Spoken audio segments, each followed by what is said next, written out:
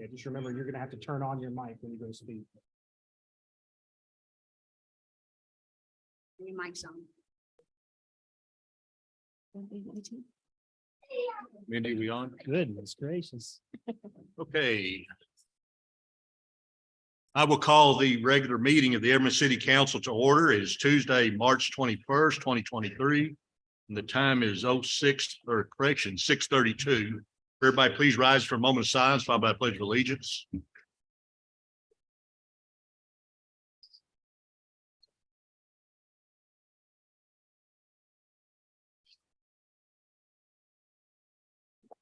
Amen.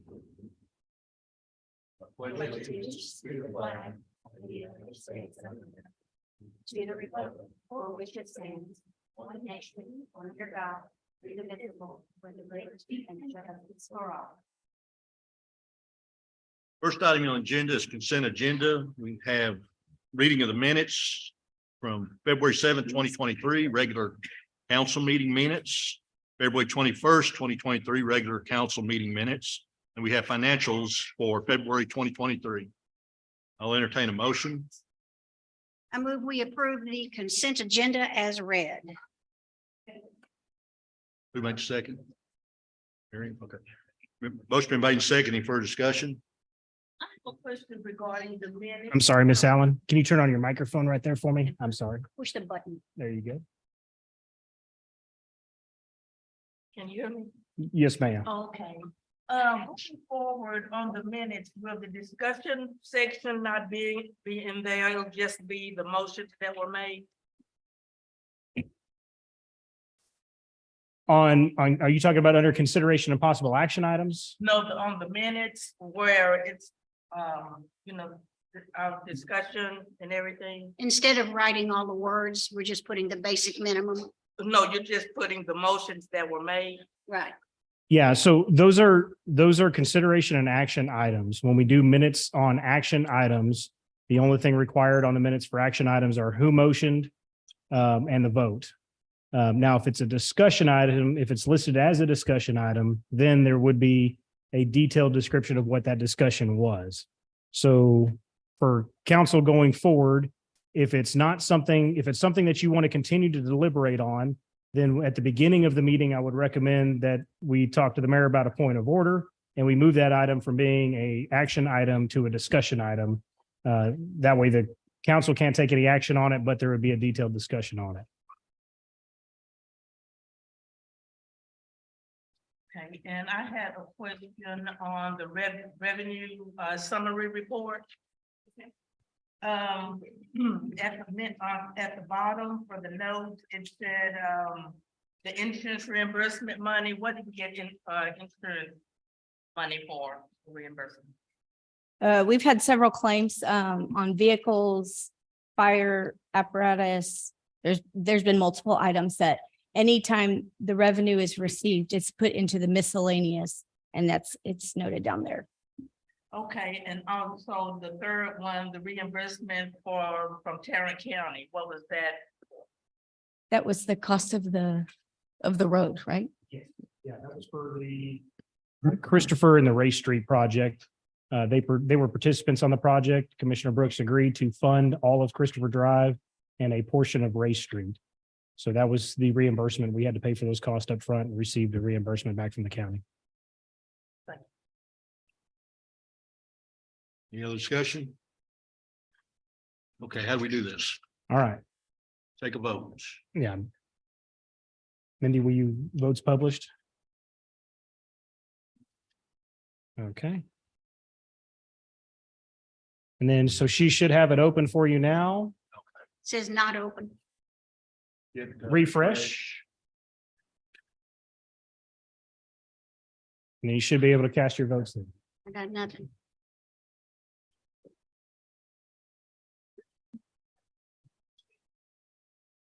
Oh, you mean the big word?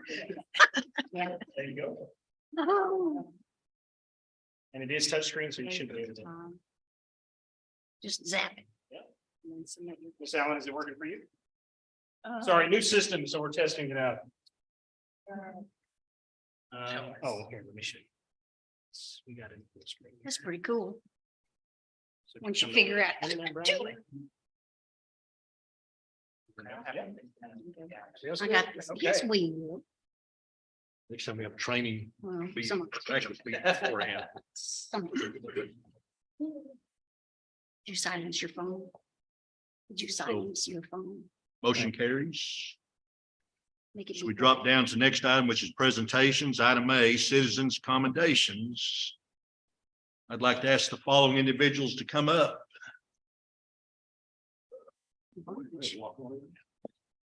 George Gomez. Salma Venus. Chris McIntyre. Martin Montez. Rick Murillo. Alex Mears. And Stephen Sand.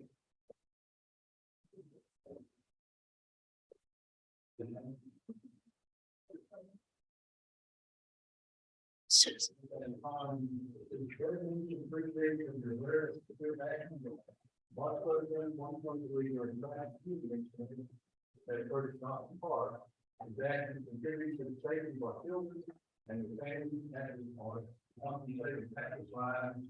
They are deeply appreciative of the planning of the Lord passion. And I know what I got over there. I'm a retired firefighter, and Alex, you already taken care of the shooting.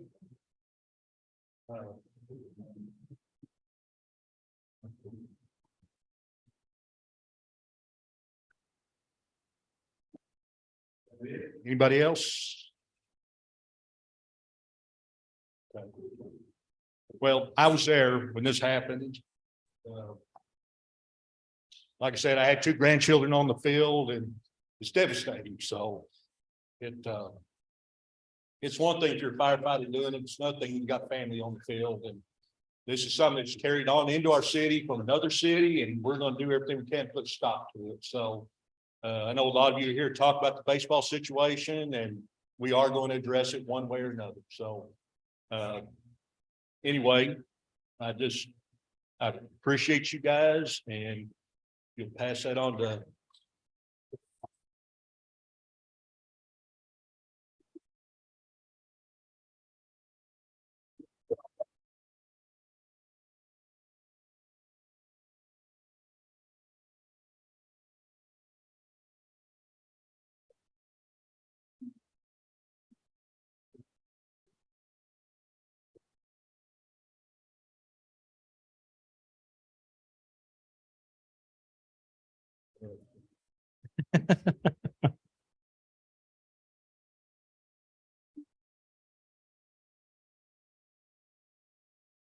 Okay, next item is swearing in ceremony, Everett Police Department. My turn. Should have just said that. Yeah, you should have.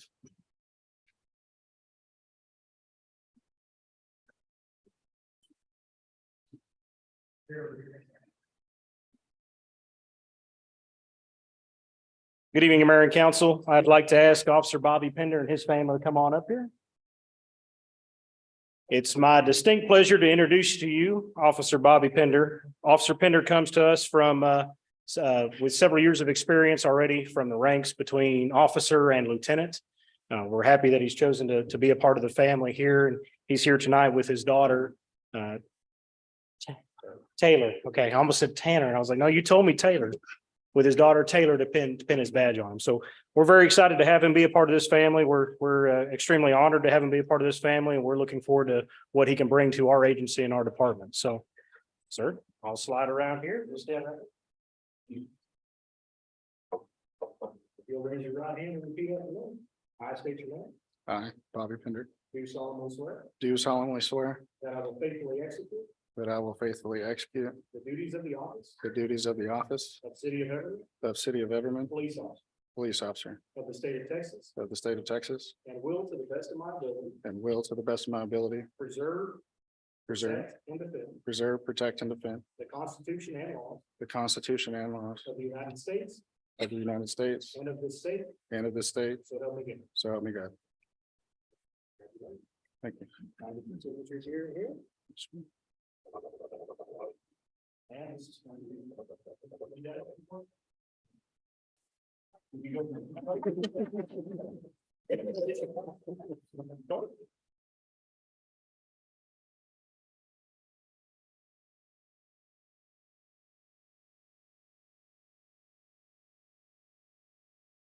that on the button.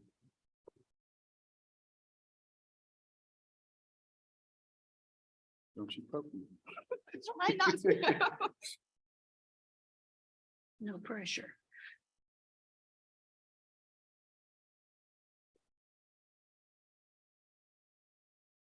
That's not gonna be good.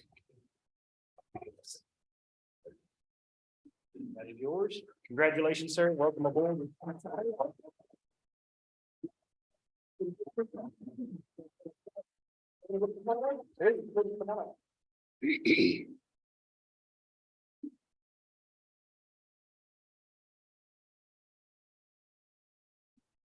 Awesome.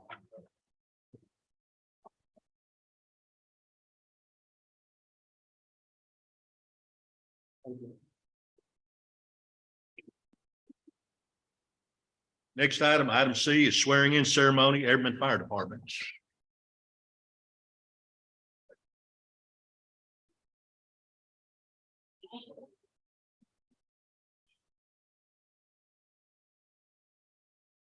Mayor, council. Well, let me raise this up a little bit.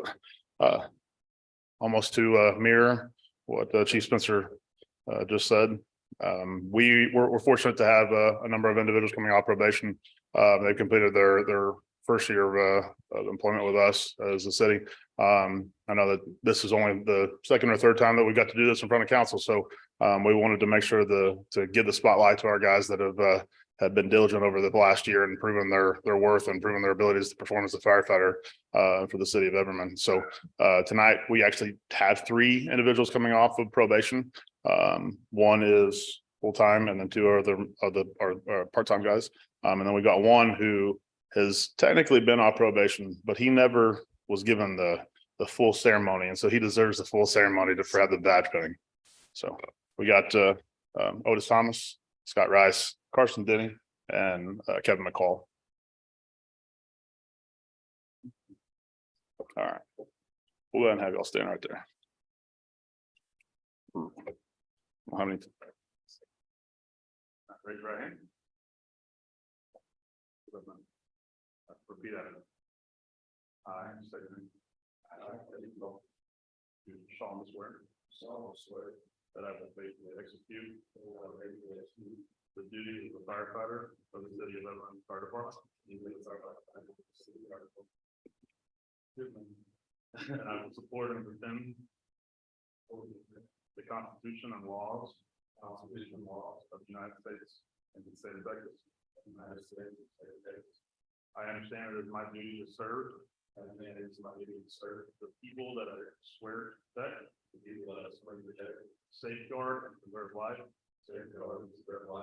Health and property of fire and others. I recognize the badge of my office as a symbol of public trust. Faith in the fire department. And I accept. So long as I am true to the ethics. Of the fire service. The oath that I take. So help me God.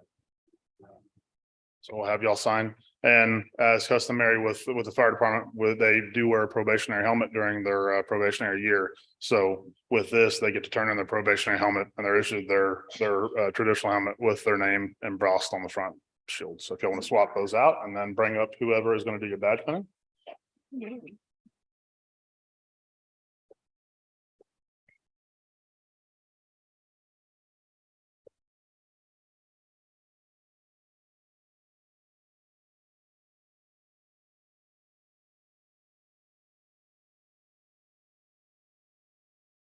Who is Lieutenant Desiree is going to be doing Mr. Thomas. I believe Mr. White was one. Crystal is going to be doing Mr. Rice's. Father Carson's going to be doing his, and all right. Brenda's going to do Kevin. All right, go ahead. Don't stab them. Yeah, they don't have a vest. At least two of them have to work tomorrow, so. And once you're done with that, you can go ahead and come and sign one of these and take your, that one's gonna be yours. Or this one's gonna be yours, and that's the one to sign.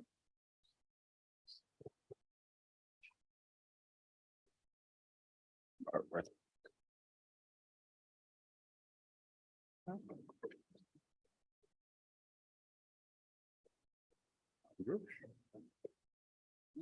Oops. Sign that one.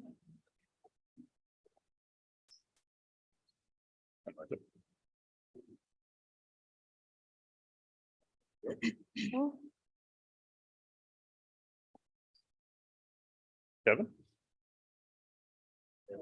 All right, we'll move on to Carson.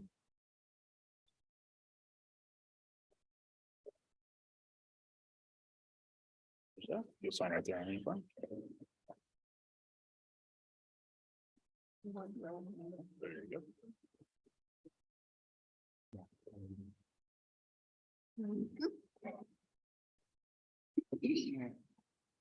Sign right there where it says affirm. Right.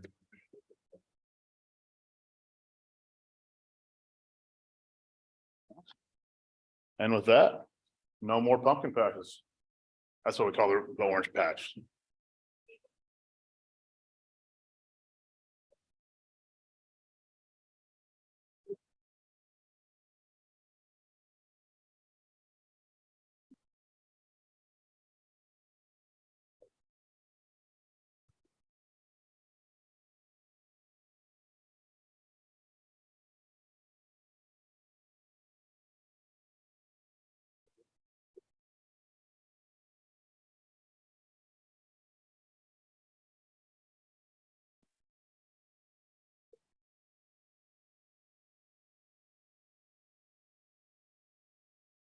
Next item is citizens' comments.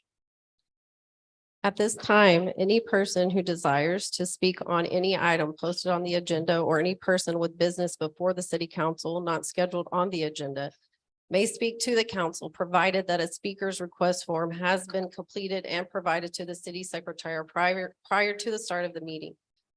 Speakers are limited to a maximum of 3 minutes unless otherwise granted by the mayor. The city council cannot respond to matters not listed on the agenda until scheduled at the future meeting. Please direct all comments to the council. Proper respect, decorum, and conduct shall prevail at all times. Impertinent, slanderous, or personal attacks are strictly prohibited. Unauthorized remarks from the audience, stomping of feet, applauding, whistles, yells, and any type of disruptive behavior are prohibited and violators may be removed. Mayor, we've got a few registrations. But one thing I wanted to add is I know we've got a big audience tonight, and I know that a significant group of you are here related to the Johnson Park incident. If you're here to speak on the Johnson Park incident, please get a speaker request form real quick, fill it out and get it up here to Mindy. We're going to have you come up and speak when we get down to that agenda item. That way council is permitted to communicate back and forth with you on that item. And we've got one registered to speak on a non-listed agenda item, and that is Mr. Danny Longoria.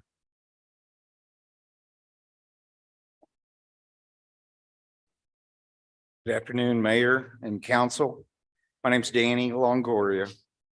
Hey, I'm here to speak on, well, there's two organizations, Harvest House that served families in Everett last year, 140 families in Everett last year, and more in the surrounding communities. We want to improve our services to this area by providing a location to connect with families. Having a Tarrant County, preferable Everett location to meet with clients will allow us to become eligible for additional funds to serve the area, because we serve 1/3 of all our clients in Tarrant County, but don't have an address to offer services. We can't get additional funding that would help provide food, financial assistance to those needed. We want to help prevent homelessness with increasing cost of living by helping ensure families do not lose their house or utilities. We also want to ensure that everyone has access to nutritious foods. We want to help Everman be stronger by ensuring the community has access to services that help improve their lives. And that's the Harvest House out of Burleson. This next one, and I've talked to Eddie and Rob Reiner, and hopefully if the city can't come up with some kind of a small room that they could actually share. The next one used to be pregnancy aids is probably who you'll remember, but now this is Next Step.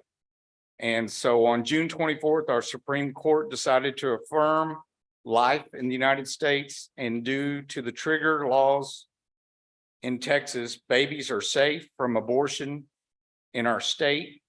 Praise God.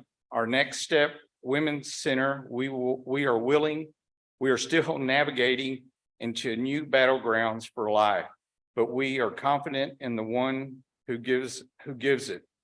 And there's a Luke that I was really surprised that we didn't start with prayer, but however, I consider my life worth nothing to me. My only aim is to finish the race and to complete the task the Lord Jesus has given me, the task of testifying to the good news of God's grace.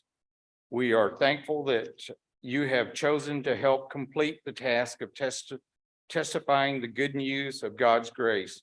And so this is Next Step, and I think I passed a card to each and every one of y'all. I think we can get involved with, that's also from Burleson, and we can maybe get a location. Like I said, I've talked to Eddie, and I'll get with Rob, and we'll get a location if the city of Everman can't sit there and come up with the one, or maybe even help. But this is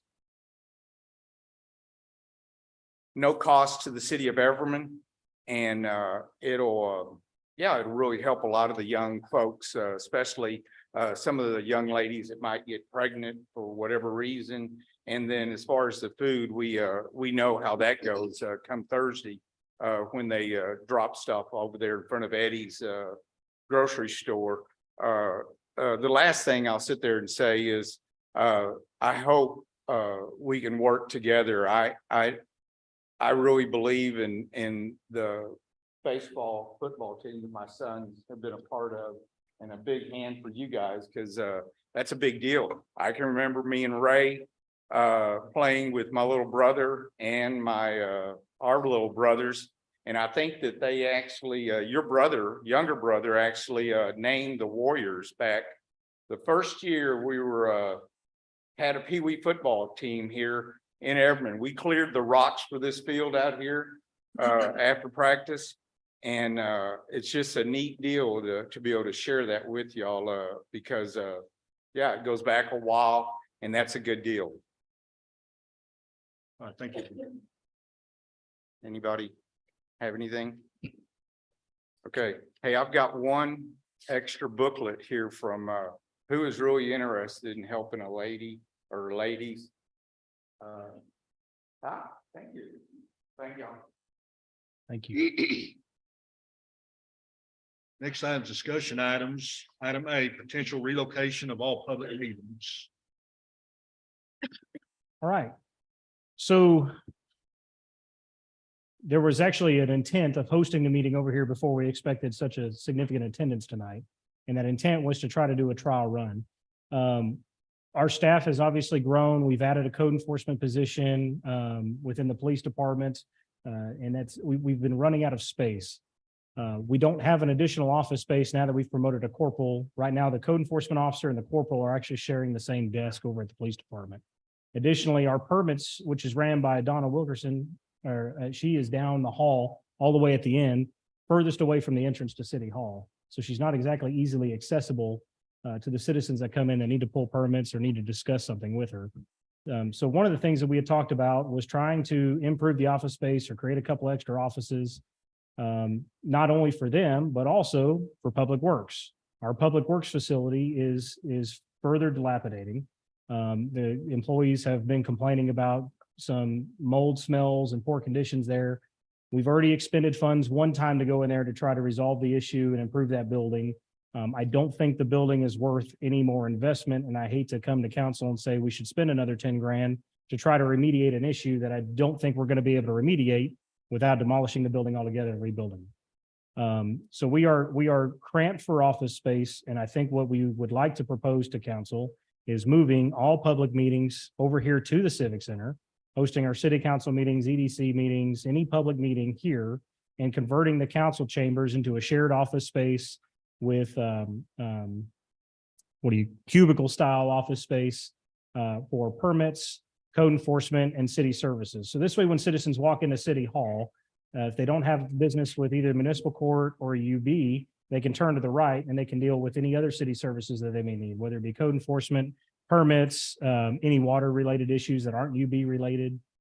We've talked about trying to design it in such a way that there would be a little seating lobby out there where there's more space to sit than there currently is in the City Hall lobby. And the expense to do that would be minimal. We're not talking about major renovations. We're talking about acquiring some office furniture to make this happen. So that's our proposal to you tonight for you to consider and discuss. As far as the setup over here, we can change this setup. We kind of just did this tonight as a test run to see what you like, what you don't like. If you're just dead set against it and you don't want to give up the council chambers, well, we'll deal with that too. But we're just trying to pose some different ideas and options for you that were cost effective and would solve the issue. Only thing I'd be concerned with is the audits. I know they use that room to come in and do our audits. We have a game plan for them. Susan's office will, no. No, I mean, it's not the most convenient between the running and back and forth, and we can set up maybe the phones to where they can conference call in or something if they need something, but we would probably have to set them up in the Civic Center suite, conference suite over here while they're doing audits. And it's going to be inconvenient, but that's a one time of the year, well, 2 times a year inconvenience of running back and forth. And as we progress, we think the audits will continue to get easier as these federal funding requirements kind of lighten up a little bit. Yes, at least we can hope. Would we hold executive session in the conference room over there? Yes, Okay. and we will do that tonight because we have 2 items on executive session. Yes. Do we still hold court? We hold court over here now, as a matter of fact. Public Works takes care of setting it up. Every time we have court over here, they set it up, they take it down. Edna usually comes over here and sets up her computer, but court's held over here right now. Cool. Any other discussion? You need a consensus or anything, or just? Just a general consensus, if you're on board. If you're on board, then we'll plan to have the next meeting here as well. And I'll bring back some figures because I'm sure you're going to want to know dollars on conversion of the city council chambers into some office space. So that'll give me time, a couple weeks to pull together some numbers for you, let you know what it would cost and where we would have to pull those funds from to make it happen. And then at that point, we would make a final decision. So, I'm in. The issue I'm having with sound. I mean, I'm having a hard time hearing, so okay, we can work on adjusting the speakers and things to make that happen. I just want to make sure that everybody can hear. Are you guys hearing us okay out there? Okay, I can speak up if That's that much helps. better. Yeah, I may have to move the microphones a little closer. Or project. But yeah, my microphone's over here and I'm talking your direction, so. All right, any other discussion on that item? General consensus, everybody good with moving over here? Yes. Okay. So we'll move forward on that. Okay, we'll make it happen. Next item, item B, 2023 water and sanitary sewer rates. All right, I know you guys were dreading this conversation. So as promised, we went back and we did a survey, and I didn't even have a presentation for you tonight because it was a very simple process. Upon evaluating all of the neighboring cities that we compared to last time and upon completing the TML survey, our current water rates are still in line with the averages. The only change we have experienced is that the Northern Trinity well service has gone up 3 cents per 1,000 gallons.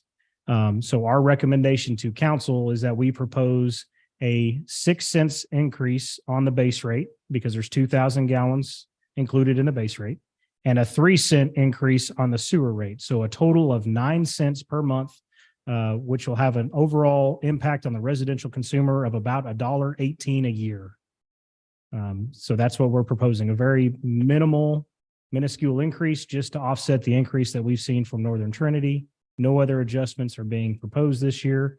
If you're on board with that tonight and everybody's okay with that, we'll bring back a recommendation, or I'm sorry, we'll bring back the scale for you at the next meeting for your final review and approval at that time. Check. I ask once again, could any of your ARPA funds be used for any of this? ARPA funds can be used, but my advice would be to strongly steer clear of that for the reason that the water system should be self-sufficient. If we utilize ARPA funds there, then we lose out on other opportunities to use those ARPA funds elsewhere. The water system is supposed to be designed to not make money, not to be designed for the city to have to supplement. It should be funded in such a way that it pays for itself and it's a self-sustaining operation. Well, it's Um, also a reoccurring. the- It's not a one-time charge. This is a reoccurring. Right. that we'll see every year. The other aspect of that is if we did that this one year, then we would have to evaluate, okay, how's that going to impact the end consumer next year? When we did the major water hikes last year to bring us back up to the averages, that was a negative impact on our citizens that it was a $14 impact per month to the majority of our residents. And that was a big pill to swallow. But it was something that was necessary that we had to do because we had gone for so long without adjusting our water rates that we had to make that adjustment.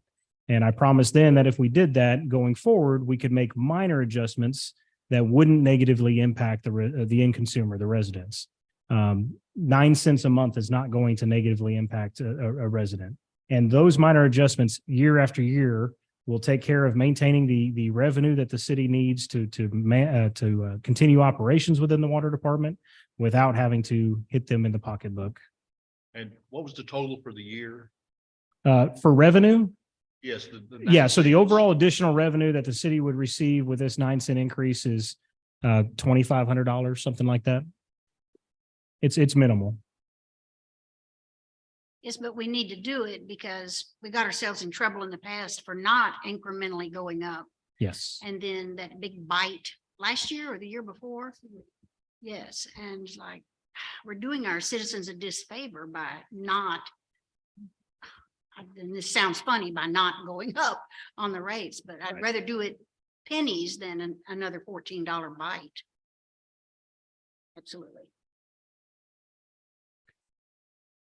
So that's our recommendation, Mayor. We're just looking for a consensus tonight. If everybody's on board with that, we'll bring back a final document with recommendation for approval at the next meeting for a 9 cent increase. Judy? Johnny?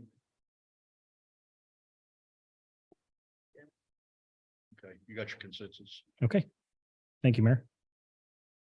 Okay, next item, street repairs, potential acquisition of a hot mix trailer and machine roller. I'm just putting this on your radar for discussion this evening. So I'm sure they're probably about to cheer on this. I don't know. I think we're all aware that one of the biggest complaints we receive at the city is the condition of the streets. One of the hardest things for our public works staff to address is the condition of the streets because they don't have the appropriate equipment. What they're having to go out and do right now is they're having to go out and use cold mix asphalt, place it in the ground. We do not have a roller of any type to compact this asphalt on the street. Therefore, it's not getting a good seal. The very next rain that comes through washes out any pothole repair that they just did. Therefore, it becomes a repetitive issue, and we are sinking dollars into this repetitive issue as it perpetuates. So in talking with the Director of Public Works, we believe that we can acquire a hot mix asphalt trailer and a hand machine roller that will satisfy the needs of our street sizes and our repairs for less than $40,000.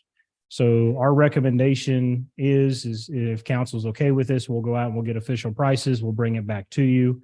But our recommendation would be that we allocate street improvement tax funds towards the purchase of that equipment. That way, our guys can now go out and do the repairs to the roadway the right way, instead of these continual cold mix patches that they keep throwing down and compacting in as best as they can with shovels and tampers. Do we have anyone trained to do that? We do. We actually have a staff member within Public Works who's certified and has a lot of experience with asphalt. So yes. Street improvement tax. This year within the budget, we did not allocate any funds from street improvement tax. There is roughly $250,000 sitting in that fund today. Do you have that report in front of you?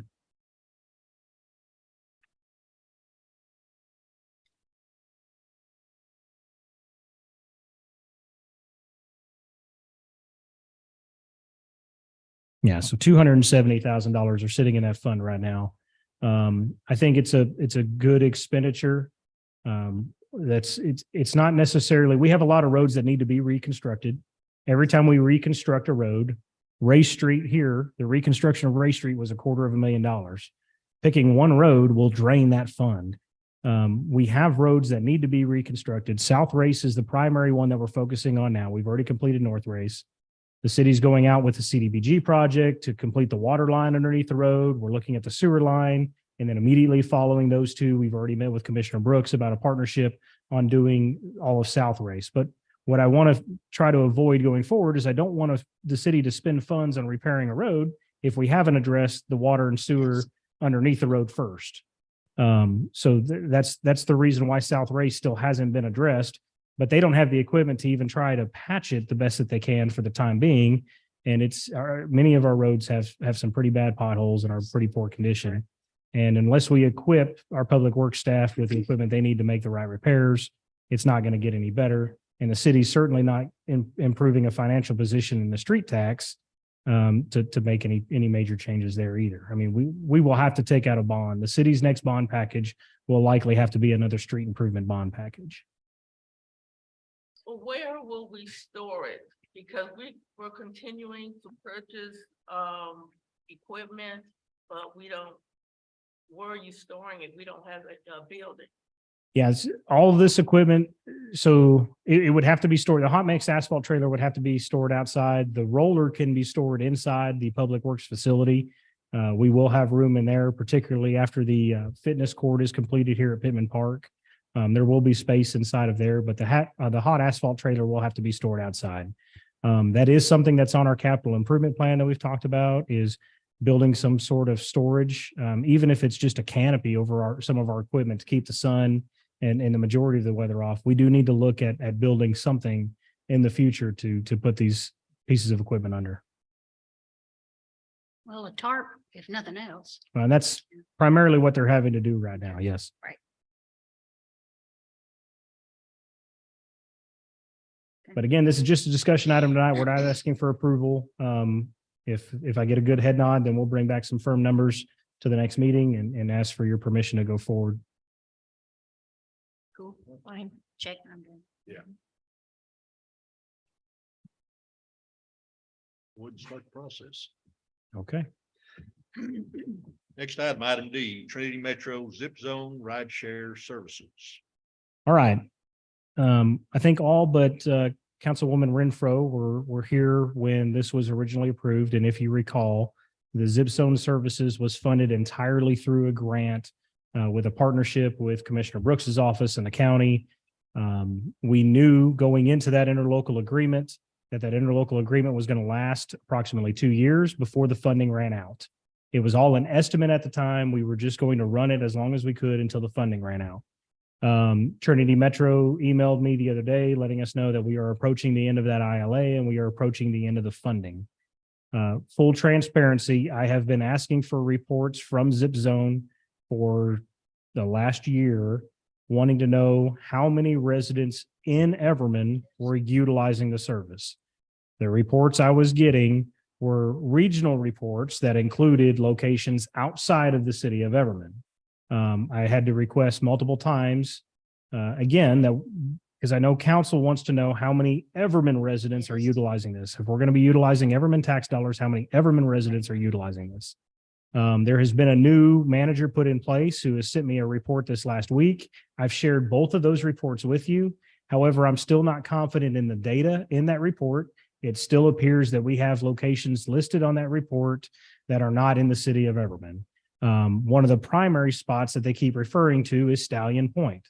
That's not in the city of Everman. My recommendation and my advice to council would be that we don't continue to fund this for citizens not listed in the city of Everman. If we can come up with a program at a fair rate that serves our citizens sure, I think it's worth a discussion at that point. But at this stage, we don't seem to be able to get the data to reflect what we need to make a decision, in my opinion. So with council's permission, I will inform them that we need more data. I will ask them to come make a presentation to you. The continuation of these services is going to run approximately $175,000 a year from general fund. And I don't think the city's in such a position that we should fund something like that. I think we have more important issues that we can address when we're not seeing a need that's being met here anyway. If we had a need that was being met here, I could argue otherwise. I'm not seeing data that supports that this service is being utilized. I think it would be more advantageous for city council to allocate those funds towards, I don't know, streets or something else that correct. we could do. So that's just my opinion. I'll reach out to the county, to the contact I have over there and try to set up a meeting with her Sure. and see if maybe there's some grant monies available. So We she want- should be the one to talk to. We want addresses. We don't want Jones Street. We want 309 Jones Street, to be specific. Anybody can say Abbott Street. Okay, if it's 309 Abbott Street, is there a house there? Okay, this is a lot of money. Right, for ghost people. Okay. Correct. How many months are left on the contract? I believe it comes up in April. So we will likely have to make a decision on how to move forward on this next month. Let me look at the ILA right now. It's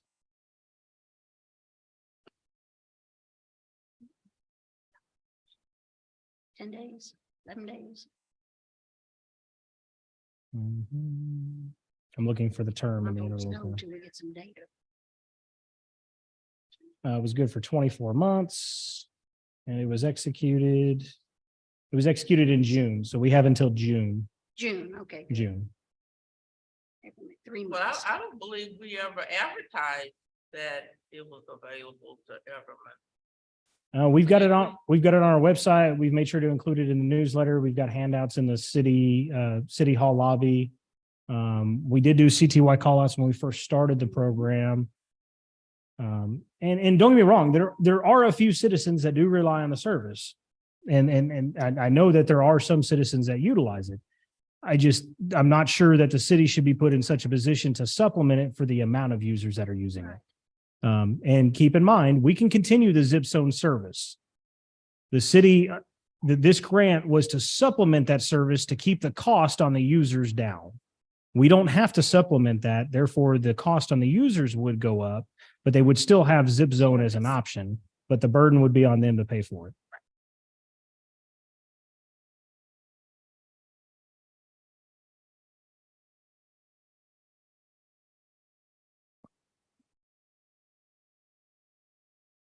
It was $166,667 a year.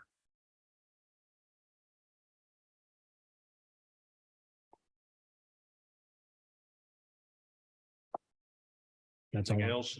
None, unless you have any questions, Mayor. Nope, I got a couple. Sure. On page 13 of the agenda, under the big title says agreement. It's the last paragraph that starts, this service is a hybrid between regular fixed routes, et cetera.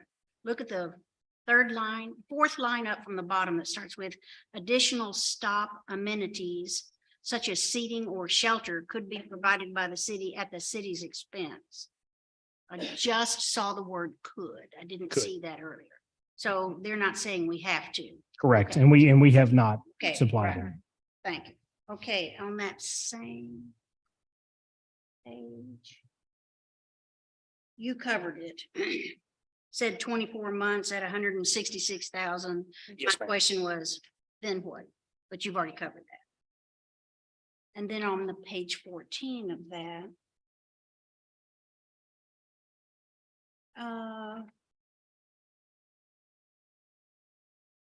Paragraph 3. Oh, it's just a word. I wordsmithed it. I'll tell you about that later. We don't have Okay. to do that here. Sorry. That's okay. Anything else? Anybody else have anything?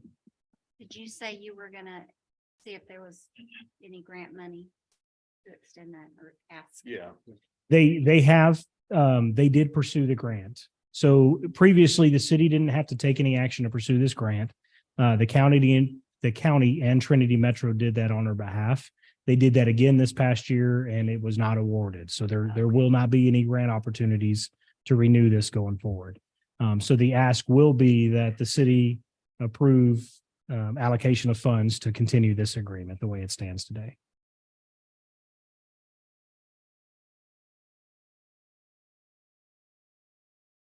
So no other discussion on that? No. Okay, next item, garage sale permits and signs.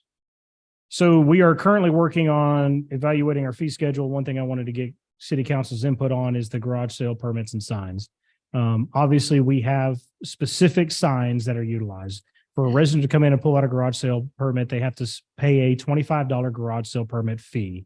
With that $25 fee, they are issued 3 signs. Those are the only 3 signs that they're allowed to put out for their garage sale. Those signs are white and orange, and they're maintained and issued by our utility billing department. When the garage sale is complete, they return those signs back to UB, and if they return all 3, then they get a refund of $15. If they are missing one, then they get a refund, then it's $5 for each sign. Therefore, the permit itself is actually costing $10, and essentially they're paying like a $15 rental of the signs. Where that's produced kind of a headache for our staff is that these signs last about 1 or 2 garage sales, and they're constantly having to build these signs. They're constantly having to maintain them and store them. People tend to ride on them, and therefore they have to take alcohol and either wipe them off or make all new ones. There's nothing prohibiting them from doing that. It's become kind of a workhorse within UB for them to maintain these signs. I'm assuming, I wasn't here when this ordinance was passed, but I'm assuming this ordinance was passed with the purpose of trying to maintain a cleanliness look of garage sale signs.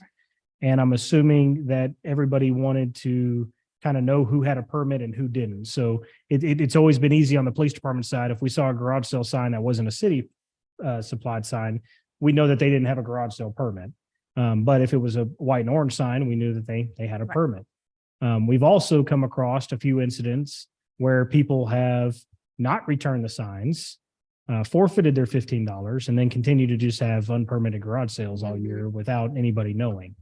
For one fee. So it's kind of become a little bit of a workhorse as we're looking at the fee schedule.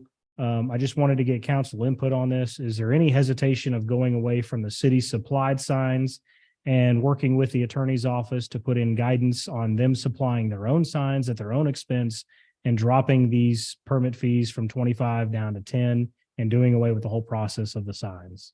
That's kind of what I'm trying to get a feel for on council's opinion before we move forward. Another reason we went to that sign setup was to help with cleanliness. Yes. Because you put your garage sale sign out and you forget about it because you're beat up by the end of your garage sale because it's massive work. And you don't think to go over there and pull your signs up.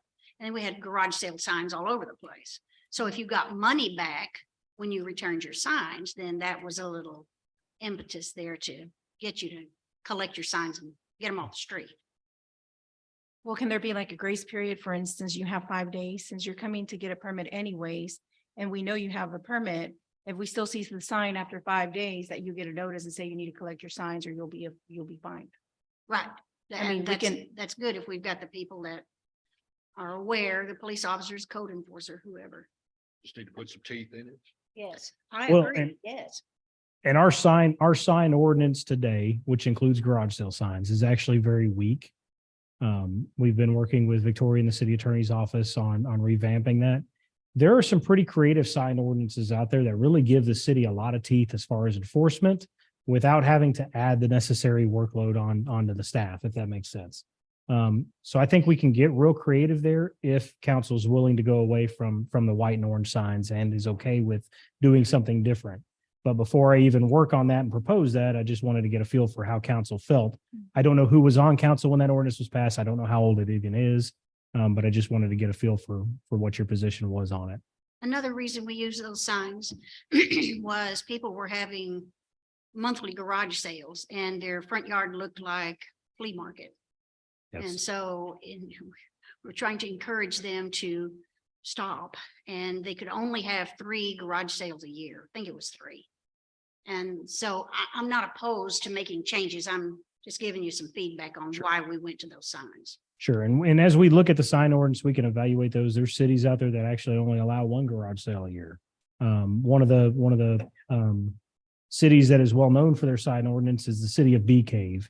If you get the Bee Cave, if you get the opportunity to look at the city of Bee Cave sign ordinance, it has a lot of teeth in it. It is a very well-written ordinance, and it's one that's recognized by Scenic City as the model ordinance for other cities pursuing recognition to follow. It's pretty unique, and I like the way it looks. So that's one example that we can look at. We can certainly restrict the number of garage sales that are permitted at each residence per year. We can evaluate that and just keep it at 3. And that's still enforceable regardless of what signs they do have or what fees there are. Or we can even take that down to 1 if it's continuing to be a problem. We do have some residents that have many garage sales a year. Yes. We have residences that exceed 3 a year. And a lot of times the way they get around that is they'll work with their neighbors or whatever it may be. And next thing you know, the next permit's pulled out of a different address. We don't have staff that goes around site to site every time we have a garage sale permit, checking them to make sure. And they know that. And they do know that. They do know that. Our police officers here recently were actually given access to the permit software. So they do have the ability now to check. Dispatchers can check. So we have the ability to look it up now, whereas previously we didn't. I just think I think it'd be a little easier on the staff if we can come up with another creative way to address the same issues, if council's on board. Bring us some stuff. I'm on board. Not opposed to changing. Just don't want it to go downhill. Everybody on Oh. board? Yeah, we're good, Craig. Okay. No need. Yeah, we do. Okay. Next item, Waste Connections Notice of Price Adjustment, 2023. All right. So originally, I have an amendment to what was sent out on the staff report. I sent you a staff report notifying you that we received a notice of price adjustment from Waste Connections. The notice of price adjustment had 2 adjustments included. The first one was the CPIU, which is an annual expected increase that we get every year. And the contract caps that increase at 6%. Their request was for 6%. And I use request very, very lightly. And maybe the attorney can kind of add on to this a little bit, but it's not really a request. They go ahead. On the exact language, but yeah, essentially they can do it on their own. And I believe it's 60 days notice they have to give the city. Yes. But once they do that, then they can go ahead and do it. City doesn't have any position within the contract to protest that, the CPIU increase. The other increase that we haven't seen before was just a general price increase that they were requesting due to inciting landfill costs and all the overhead and everything associated with it. And they were requesting an additional 6.07% increase. So it was going to be a total of a 12% increase on the end user. I included those figures in that staff report for you so you can see. At the attorney's recommendation, we sent them a rejection letter rejecting the 6.07%. And Waste Connections has acknowledged that and has apologized for their error in the letter and said and recognized that they did not have the right to ask for that additional 6.07 and has since withdrawn that and notified us that the only increase that we will expect in June on trash is the 6% increase. That means that just so mainly so anybody's questions out here in the audience is answered. Currently, each resident is paying for refuse $10.60 a month. A 6% increase on that will take it to $11.24 a month, a 64-cent increase. There is no change in the recycling fees associated with this. It's just for refuse. One thing I would like to highlight to Waste Connections credit here is that our trash rates are remarkably low compared to other cities that we've been looking at here recently, even other cities with Waste Connections. Neighboring city just to the north of us just went through an increase and their trash rate is roughly $18 a month per resident. So they are significantly higher than where we're at. So I wanted to share that with you that even though there is a 6% increase, our trash rates are actually remarkably low. Arlington is $22 a month for trash. And you only get to put whatever you can fit inside of one trash receptacle. And I think they only pick up one time a week. We get some pretty good trash service. I understand there's performance issues that we have to address. I think every city has to address that with their solid waste provider. But overall, I think we get a pretty good deal on the cost here. When does the contract renew? I did not come prepared to answer I believe that. it's 2025. Maybe you would know better than I have. I can double check. We just signed a 5. I think 2020, right? So Yeah. they can send us letters every year or every other year to increase? Every As year. long as it's still in our contract? Yes, on the based on they have to base it on the CPI-U, which is provided by the federal government. And I confirmed their numbers by looking it up first. And they have to provide us a 60-day notice, and they can't go more than 6% based on the contract. Well, and they have been coming before us every year for that is increase, so. Yes.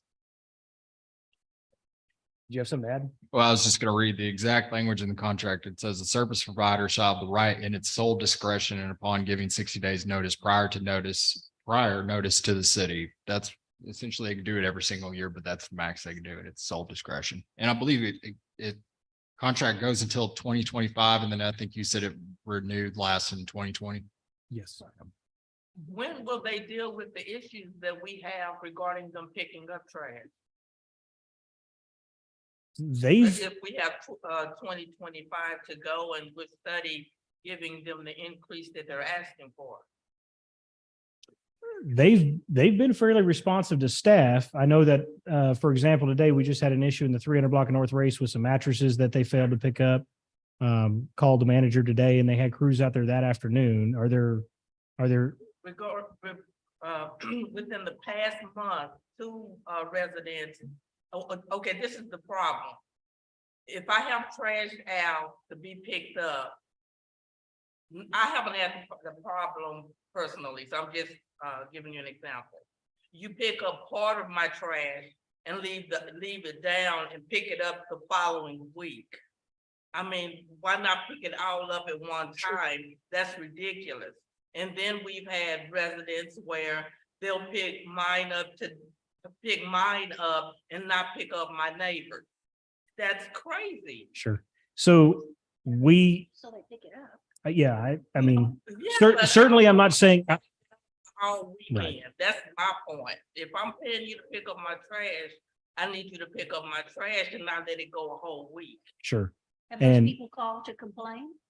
Yes, they've called. Call the And trash they, people. yes, and they would said that they'll be out to pick it up and never do. Until the following week at the regular pickup.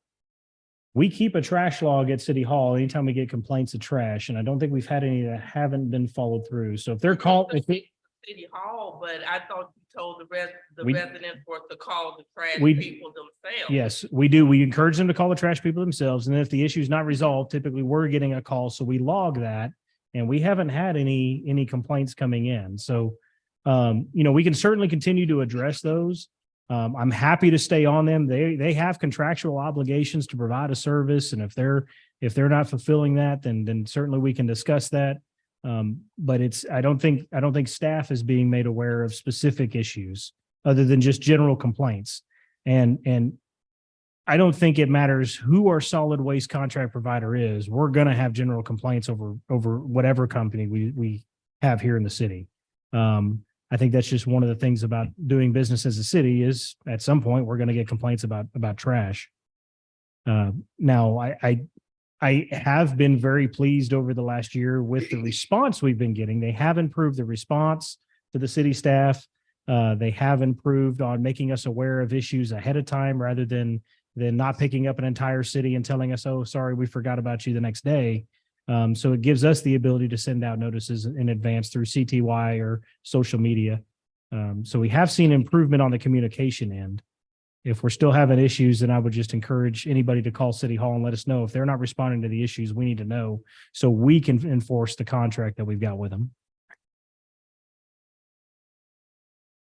Any other discussion? Okay, next item March 13th, Johnson Parking. Johnson Parking. Just park. shooting. Just- Johnson Park shooting incident, including discussion related to the safety and security of the parks.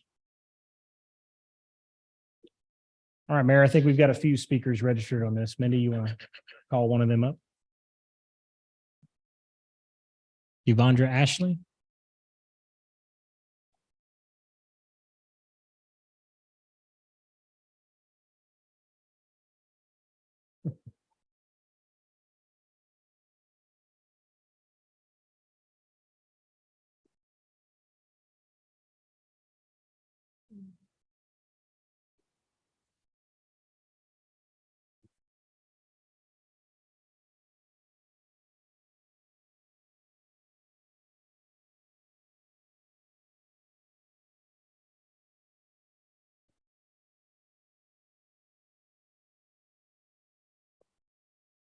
Hello, my name's Keandra Pull your Ashley. microphone down.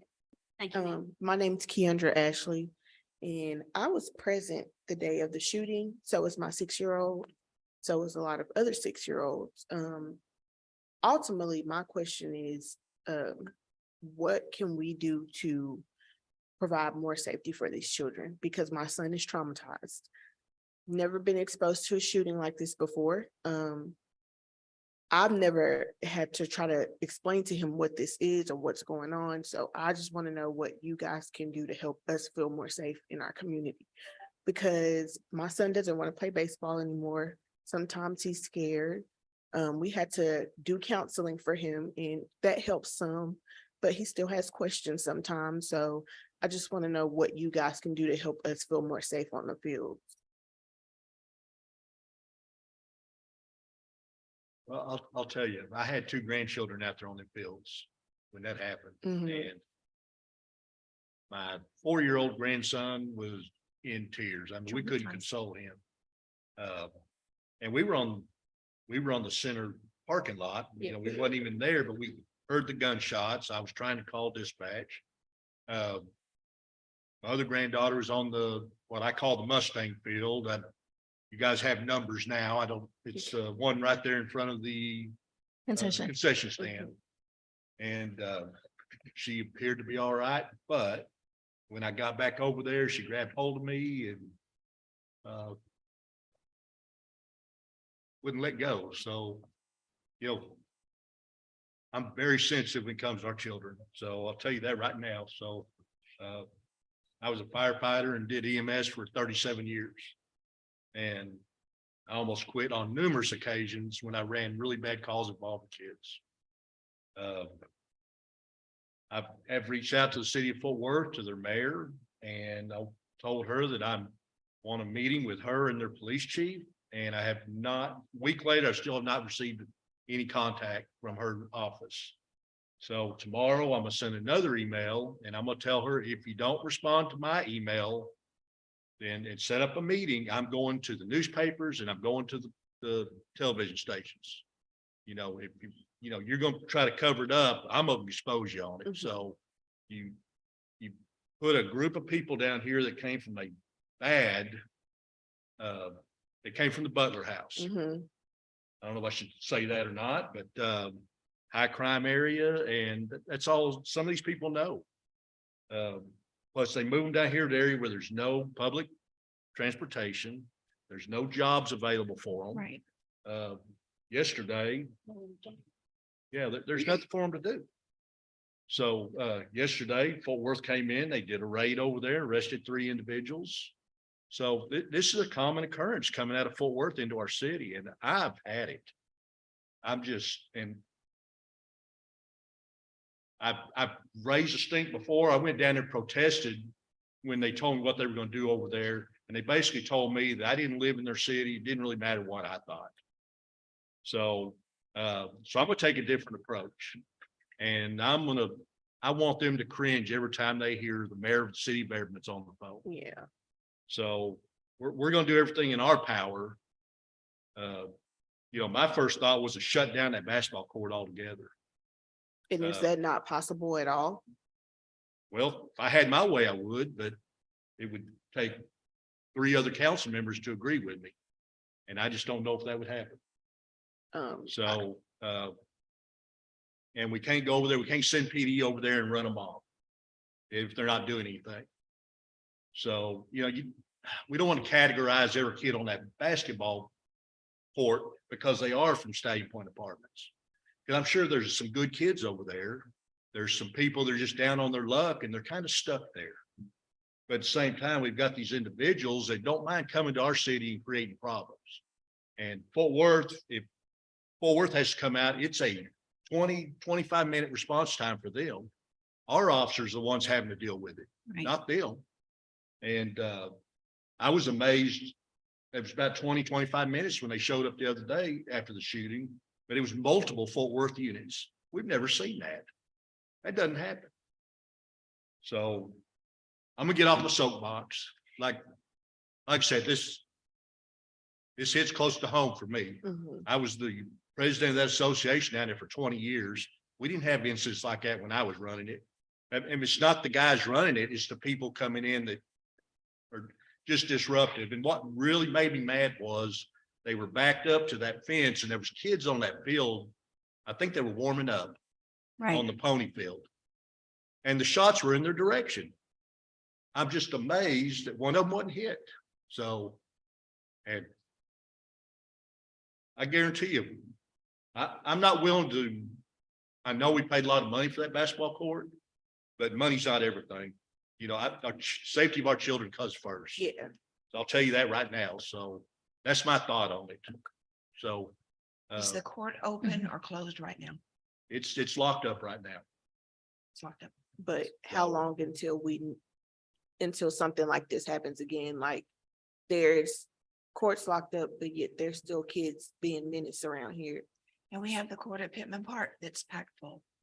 I didn't hear you. The court at Pittman Park is packed full of kids. And it's happened there before. Correct. We need to sit down and come up, We, maybe some rules and try to Yes. see what we can do internally when it comes to our basketball courts. Sure. One Mayor- thing, Oh, go ahead. unsupervised, correct? Basketball courts Yeah, so attract a lot of crime. yes. And I didn't know that till talking to the police chief the other day. So that concerns me. So especially when we have an organized sport, baseball taking place, and I don't know if maybe the youth association was looking at doing basketball at some point. Maybe we could utilize those for organized basketball. But it's just a thought. That's something we've been kind of tossing around. So go ahead, Craig. No, I was just going to say, Mayor, I think there's a lot to unpack here on this topic. So I know we've got a few more speakers too. So maybe we get through sharing and hearing your thoughts, and then we can discuss it some more. And if there's any more follow-up comments, we can address those as needed. I just worry that if we do, we may be doing this conversation all night long Well, back and everybody's forth. heard my piece, so Right. I'll get on my soapbox and we'll let everybody else come up and talk and move on. So Sure. Did you have anything else you wanted to add? No, that was it for me. I just wanted to see what we were gonna be doing to try to make it a little bit safer for the kids, because not only my kid, but other kids that were there never experienced something like this. So I just wanted to see what you guys were gonna be able to do to help us make our kids feel more safer. thank you. Thank you. Next would be Frank Ramirez.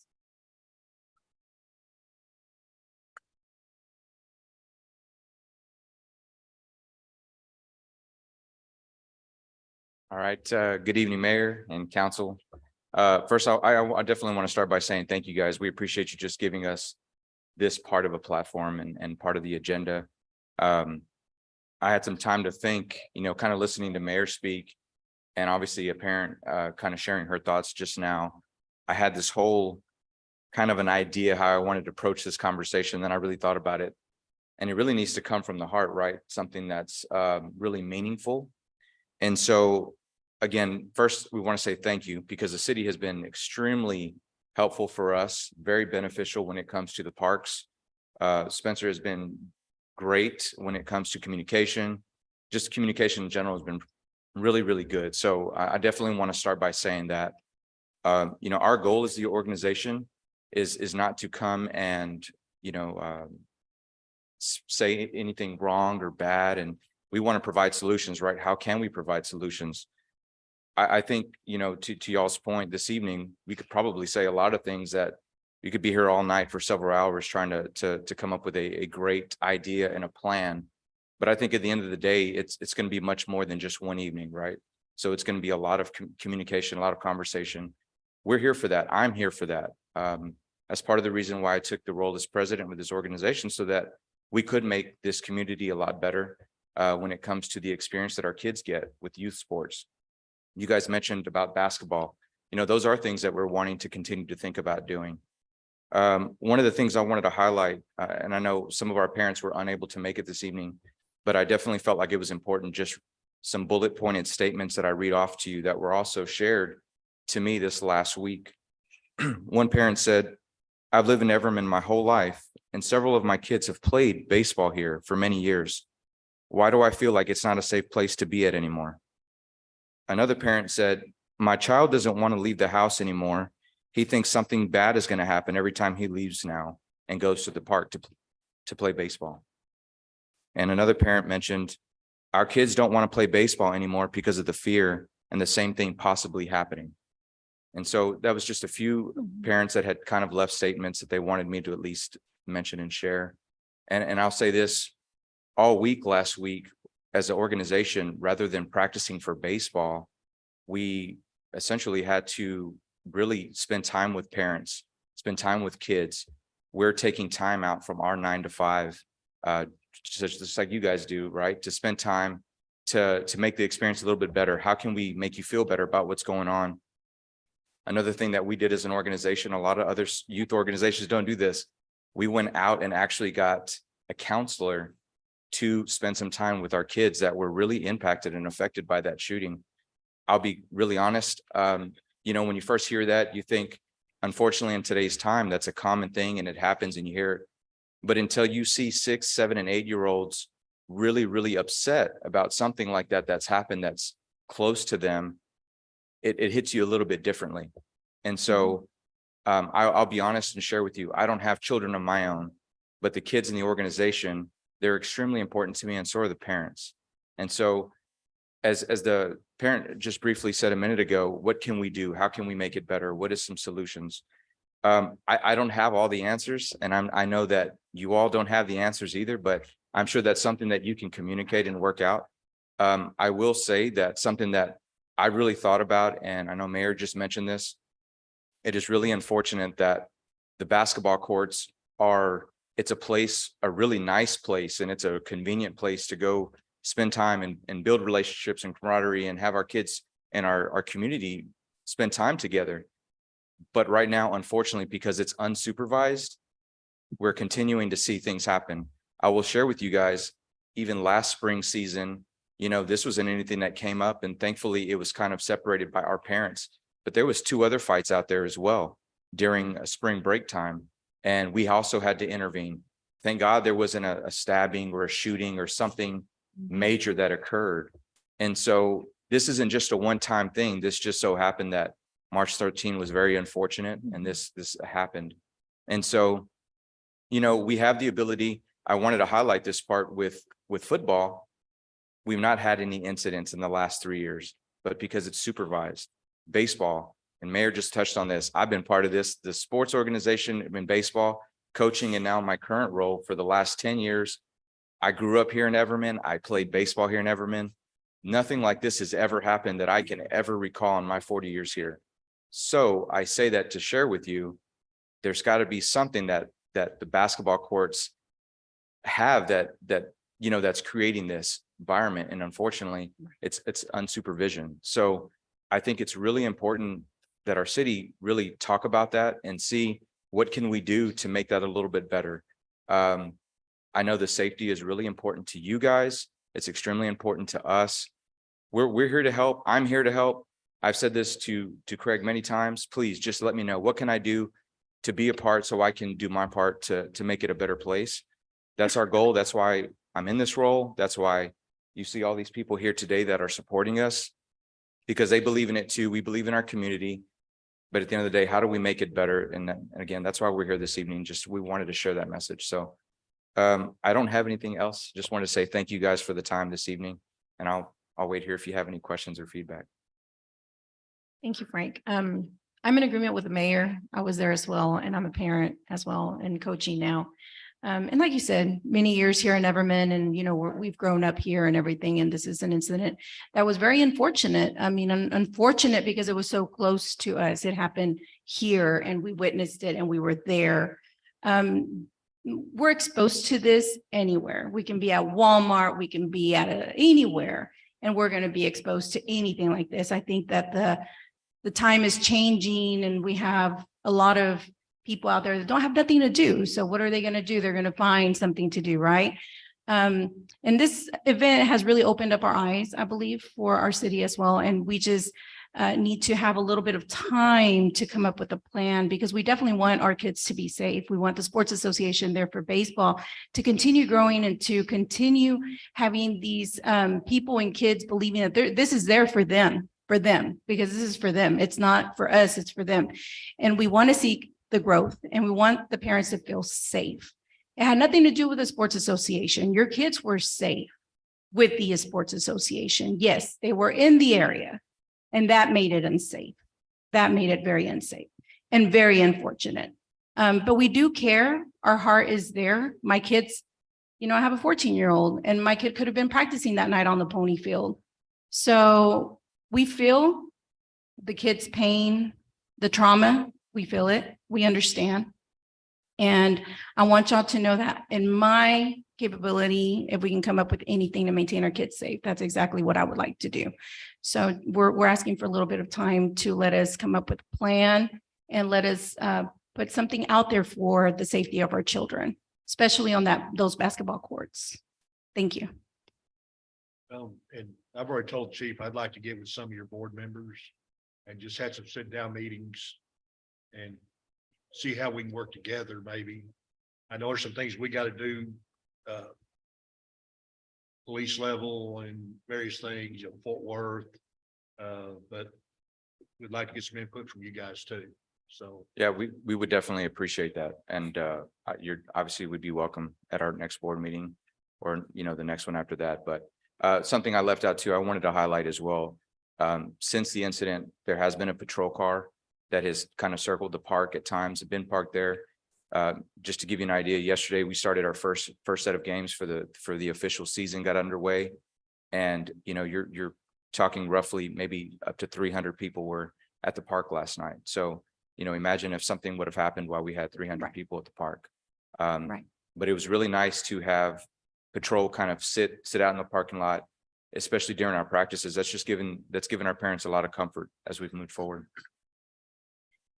Yes, I want to say thank you, board, for the Sports Association. You guys are amazing, and you're doing a really great job with the association. And we just ask for a little bit of patience, cooperation, definitely. And, we see that we are in it 100%. So I'm sure that we're going to be able to come up with a solution and make everybody feel safe at all times. all right, thank you. All right, thank you. Thank you.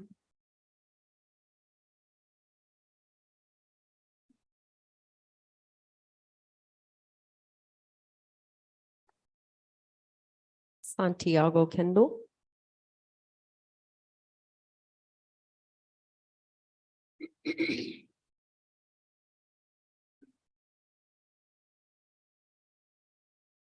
Good evening. Good evening. Good evening. Nice to be in front of you this evening. I did not come with the idea of speaking, but the majority of families that represent the Sports Association today are families that are representing players of my team. So I feel like I need to be able to speak. I do coach what is the T-ball team, or also known as the Shuttling team, which are 5 and 6 year olds. Mhm. We were there practicing that afternoon. Our practices start right at 6:30, right when everything happened. So half my team is on the field and half my team is arriving. Right. Where our field is located and where the shooting happened, we use that part of the parking lot to park. Okay, and I believe this is why our team is more affected more than everybody else, Right. because everybody parks on that side. So after the incident happened and after it was secure enough for us to move freely, they had to pass by all this. That's why the shock and awe is a little bit more affected to them, because for 5 and 6-year-olds have to walk by this. You can see where our problem lies. Now, understand that protocols and safeties probably wouldn't have prevented them from seeing that. But that is the problem that we're dealing with. I have 11 kids. 5 of the families are here this afternoon or this evening being present for you today because of this. Now, as a coach, not only as a coach, but also as a parent of a child that's on this team. It's the reason why I stand here today. I was never a coach. I've never been a coach. I've been a baseball player for the very part from the time I was 4 years old until I was 22. I love the game. I've been away from the game for 20 years since I played in college, my last years in college up until last fall. Last fall was my first season ever coaching. Halfway through that season, I realized something, that I enjoy coaching. Not only do I enjoy coaching, I enjoy being around 5 and 6-year-olds. 5 and 6-year-olds take me away from the problems I have working for an independent company and helping them work, right? Maintaining a small business is very much headaches all day, every day. These young kids take me away from that. I realized it last season, and I realized, and I'll keep on realizing it this season alone, that they are fun to play with. They are fun. I can act like a child. I don't have to be an adult. That day, a lot of it was taken away because yes, they are flinching now. They're twitchy to everything. For the ones that will show, you see it. Now, I, along with parents, along with the association, are doing our best to ail that. Yes, and I understand protocols are important and protocols are going to come. We get that. We get that. But we have to also deal with the aftermath of what has happened. Okay. And that's kind of what I would hope you guys to shine a light on. I get it that we're trying to prevent things from the future. Yes, I understand that. But the aftermath of what happened here needs to also be a shine a light upon that as well. I don't know how to go about that. I don't know. I have no ideas. But again, 5 and 6-year-olds who have a blissful look upon life has been tarnished. And it's a difficult thing. We're never going to get that bliss, that smiling bliss ever back from them again, because it's just, they've finally got a taste of the real world at a very young age. It happens. They're not the first children. We understand that. However, these are our kids, right? These are Everman kids. And if we would like to show them that we are responsible for our area, they need to see it as well. I hope you understand that. One thing that Frank did touch, which I'm glad he touched it at the end, because I was kind of scared. I was like, I hope he says it, please, but he did. If we cannot provide security for ourselves, how are we going to bring other cities into our place to be part of association, right? To be part of a league.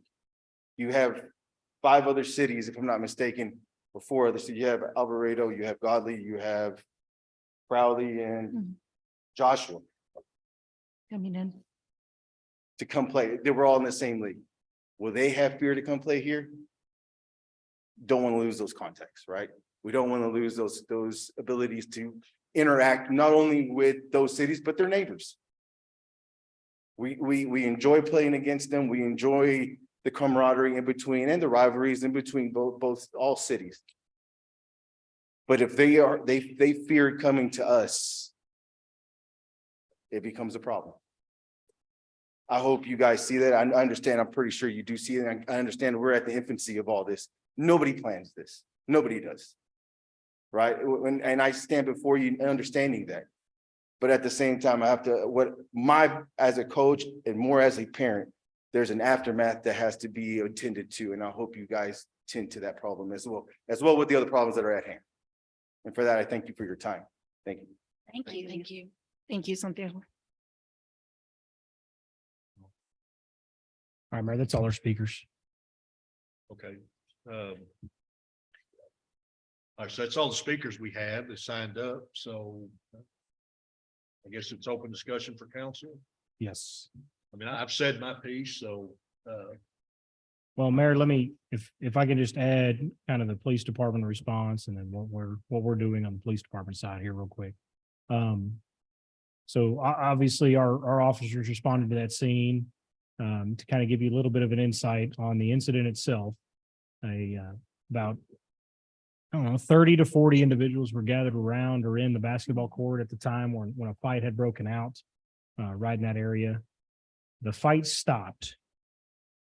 And 15 seconds later on some video, you see a police officer pull into that parking lot and drive through. And in talking with an officer that pulled through, he felt like something was off, but he didn't witness a fight or anything or see any reason to run them off. He drove through that parking lot to close patrol it to let them know that his presence was there. And then he left the parking area. And 3 minutes later is when the shooting happened. Fortunately, thanks to the individuals that were recognized tonight and Chris and Alex, you know, they were paying enough attention and had enough situational awareness and wherewithal when they were telling them to break up the fight to recognize what was going on and recognize that danger was happening, to then be screaming to the kids on the field to get down and run. And who knows how many lives they impacted or saved by their actions. And so I think that's incredible. Their actions to save those lives. And then the shooting incident occurred. And then moments later, our police officers were on the scene, followed by the fire department coming in to treat the victim. This is, without revealing too much regarding the case and what I can reveal regarding the case. Obviously, this is a juvenile on juvenile incident. The investigators on this case have had absolutely no cooperation at all from any of the parties involved. And that's not uncommon in these type of situations. We do feel that it was gang related, or there is at a minimum some gang activity involved with this. I can tell you that the parties involved do reside at the Stallion Point apartment complex. I can tell you that this is stemming from an incident that involves other residents at the Stallion Point apartment complex, and it involves other incidents that have occurred at the Stallion Point apartment complex. So I think it's important to point out that this is once again a situation that we have experienced here in Everman as a direct result of some residents outside of the city. I asked our assistant chief to do a study on our reporting and pull data on how many incidents we have seen occur in the city of Everman as a direct result from residents at Stallion Point. And it was actually a little staggering on the numbers he was able to pull up so quickly. Unfortunately, our computer system doesn't do a search based on that kind of criteria. So he has had to manually go through and try to recall the incidents that have pulled through.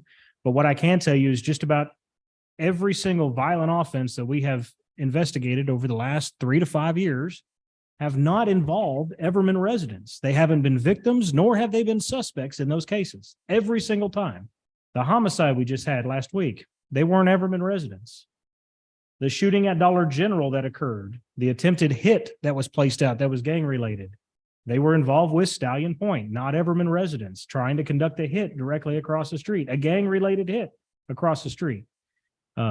Our crime rate in Everman, and I'm very proud of our crime rate here in the city. I'm very proud of our police department and what they do.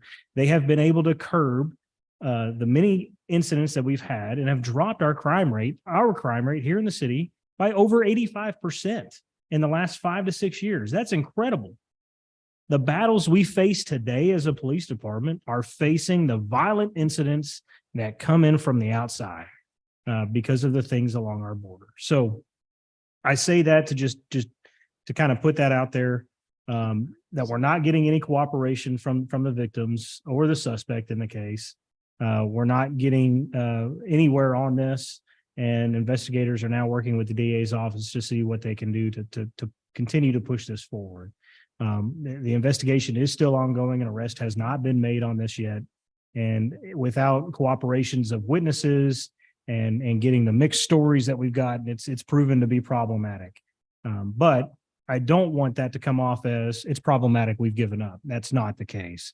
Our team is working this to no end. They have the support of the Texas Rangers and the DA's office and the DA's investigators to bring the individuals responsible for this to justice. I just wanted to get it out there on why we haven't had any arrests yet and what kind of scope we are dealing with. Now, to go from that into the actual topic here of the park security and what we're seeing more and more of these type of incidents occur with juveniles.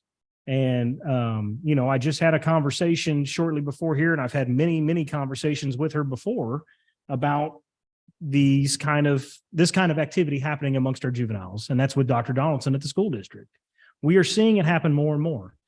I cannot tell you any time before Stallion Point was built that we had guns being introduced into the school district. And lo and behold, after we have this apartment complex, now we've got incidents of robberies occurring across the street from the high school and incidents of those guns being brought onto the campus. And that's a problem. And so the question is how do you address that problem? And the answer is, I don't know. I don't know the best way to address it. I don't think this is a simple answer to a question. I think there are many facets that we have to try to address this with. I think quite a few people need to be brought to the table. I see Matt Sinclair back here. Matt's a key player on this. What kind of programs are being offered to the youth here in the area to prevent them from ever getting involved in this kind of activity? What are we doing to try to prevent it from ever even happening? It's more than just putting a police officer on an X or adding security cameras at the park. That doesn't deter the incidents. We've got to try to figure out how do we demotivate them from even engaging in that type of activity, and how do we push that activity out? There are a lot of key players that need to come to the table here, more so than just the city and the association, but the school district needs to be at that table. The management company with the apartment complex needs to be at that table. These groups like the Boys and Girls Club and other organizations that can offer solutions to us need to be at that table. So I say that I just asked the attorney, and I think he was doing some research. I didn't know. Did you find an answer on that?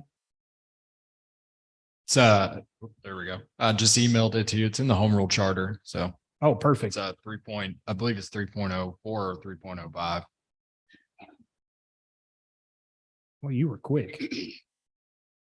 So Mayor, within the city charter, you and the council have the authority to create committees.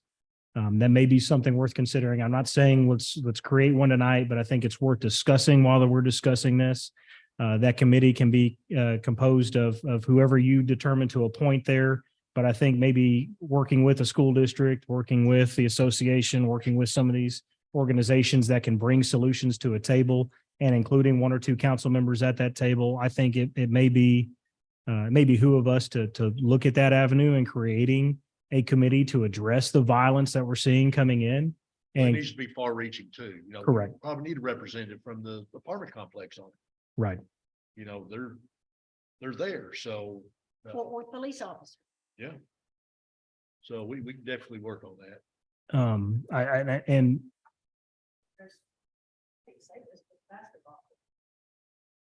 Incidents that we've had at our parks, worst ones have dealt with basketball. so, yeah, let me share I was doing some research on basketball courts, and I'll share with you my findings. So, unmanaged, unsupervised basketball courts tend to attract a higher crime rate because there is no supervision at all. Many municipalities have tried to attack that aspect by creating the indoor community center complexes that have, monitored services, membership services, those kinds of things, or organized sports on the basketball court. I am 100% of the opinion that I hate the idea of having to eliminate something from our park services because of one incident or two incidents. Based off the thousands of people that utilize it a year without an incident. I think it's a shame that we have to discuss that. Is it the reality? It is the reality, because that one incident can cost a life, and nobody's life is worth any of that, right? But that's ultimately what we're discussing here, is having to remove attractions that the city has invested in from our park systems because of an incident. So are there other solutions? There are, but I don't know what pickleball. Hey, Miss Is Allen, there- you might just get that pickleball court. I don't know. Is there? Yes, it's Right. still gonna be. And that's what we're seeing on these, we get the folks that go out here and play basketball. And then there's times where you get folks that are just going to the basketball court that have no intent of playing the sport whatsoever. It's a gathering place. And that's the problem. So there's options here. Do we as a city look at potentially engaging with a group, whether it be the association or the Boys and Girls Club, or both, at looking at different ways of managing what happens on that basketball court? Are there programs that we can engage with where the association or the Boys and Girls Club can utilize this basketball court? We open it during those opportunities only. I think we could spend all night talking about all those possibilities, and that's why I bring forth the committee idea to you. I think it may be a good idea to put a committee together that's willing to come and explore all these ideas and be a part of those solutions, and then come back to council with proposals for you to consider.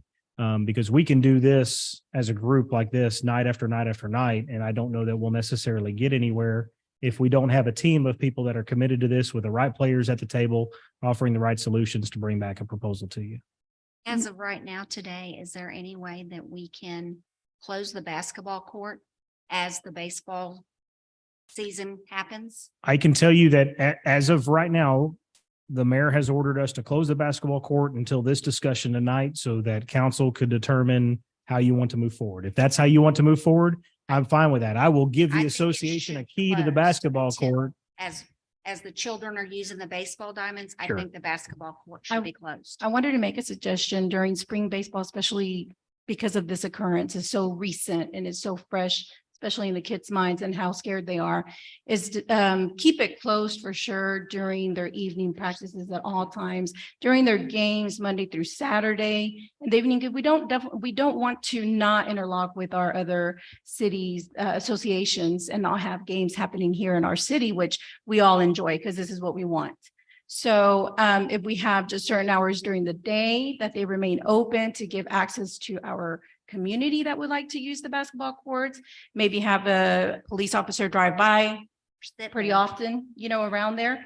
I know sometimes police officers sit at the Everman Parkway in front of the bingo. Maybe we can have them sit in front of the Dollar General monitoring there or that parking lot. But for the safety and to give comfort and security to the parents, that we close from 5 p.m. to 10 p.m. From 5 p.m. till the time that we close the basketball courts at night, and not have access at this time during spring season. Hey, Frank, do you want to come up and weigh in on your opinions of the basketball court and when you would want it open and closed? And would you guys be willing to manage opening and closing it during your events? Had to look over- Essentially, I'll give you a key and you just got to lock it when you guys I are had to there. make sure I looked over at Chris. 'Cause Chris tells me what to do, so we just kind of go from there. Well, Chris can a yells police, loud enough, go ahead and let him do it, so you get him off that court. If that's something that we could take advantage of, absolutely. I mean, we take care of the fields now. It's just one extra part, right, that we would be walking over to do. And I could tell you, if it means the safety of being able to have our park safe while we're there actively, I'd be more than happy to take over a key. And we could get that thing opened up when we're not actively at the fields. Maybe And I'd be even more than willing to write down a schedule for you guys and provide a schedule as to what that looks like. I know Council Miriam just mentioned, what that looks like throughout the week. I mean, we're pretty full Monday through Saturday. correct. Sundays are the only day that we don't actively have something, but that I will say there are times we have coaches that have to practice on Sundays. So again, if that's something that would kind of bridge the gap and kind of work in the middle, I'd be willing to help take on that responsibility. Something that, Craig just said a minute ago, which was the city has invested a lot of money and time into the courts, and they're wonderful courts, right? And it's unfortunate that we have to have this conversation and it has to be discussed. So if there's some way we could work that out, I'd be more than willing to meet halfway rather than just completely say to shut them down. I would like to say to shut them down. That's my 2 cents. But the reality is that fair to the entire community, to those who do take advantage of it as an extra recreational place to spend time at. So I know that's probably more than you wanted, but No, you're fine. Chief, if you have a city employee that can just drive by there and close it down at 5 during the week, there's no reason why they would have to reopen them if they are going to be closed in the evenings. So then you would probably just need somebody to take care of it on a Saturday if we know that Saturday is going to be holding games, a tournament or something. Then I would say the sports association can handle that on the weekend. But I would say that the city can definitely support having an employee go out there at their clock end of the day and go shut it down for them. Okay. That's my suggestion, council. I You don't know. might also consider putting a sign on it that says closed during games or whatever. So it's not just locked and somebody walks up there and why can't I get in there? At least they'll understand why it's locked. We can do that. Sure. This will help with a solution until then. I know that there's a lot that takes place to be able to overcome, right? Like Coach Santiago said, the aftermath, right? It's the aftermath that's really hard to settle. But at least this is something we can do for now until we can come up with a better solution, a better idea, because it's not just like you said, we discuss it right now and we're going to come up with the best solution and we're going to come up with the plan and we're going to have the Boys and Girls Club say, okay, we're going to handle it. But at least it's going to be a solution that's going to help with the situation at this moment.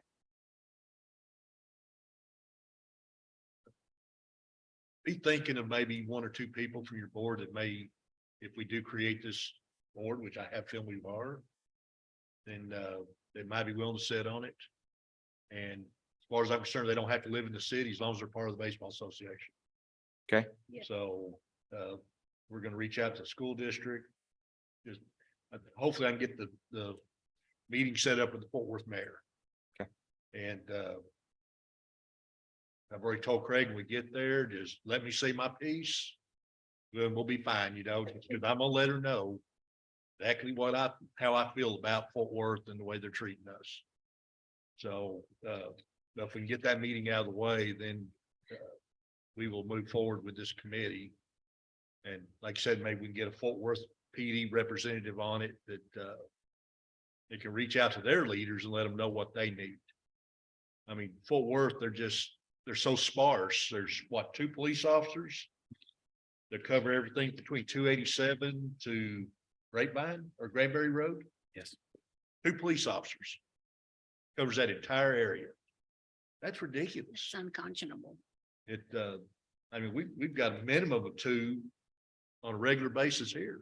So I guess it kind of throws me off. Why would you go to Everman and create problems or break the law when our police officer is going to be all over you? Go to Fort Worth, guess what? You got a 20-25 minute head start before they show up. So, but yep, I'm on my soapbox again. So. Like you said, it's the juveniles, you know, we're dealing with young youth right now that, you know, have guns and they think it's okay. I mean, they just think it's okay. And it exposes for them when they get into arguments or to fights to easily just pull it out and cause this situation. So it's really not that, you know, they're unsupervised or anything. It's just something that's going on right now with our youth that it's like the most amazing thing to do, you know, carry the gun and just walk with it and do whatever you want with it. So I think we need to have a lot of control with that first, especially a lot of education with our kids. I know the Sports Association is already doing things with the kids, you know, protocol, you know, like the school district has in case of a situation. We always come up with things after an incident, right? But we're doing that, and that's very important. And then talk to our kids. We have to talk to our kids. Talk to our kids, make them aware things like this do happen, make them feel confident that they are safe. And as we build their self-esteem and their confidence, they'll be able to overcome. But we as parents really have to push them more positive after this situation so they can continue being able to overcome it. But we have to help them as well. You know, Matt Sinclair might be perfect for that committee too.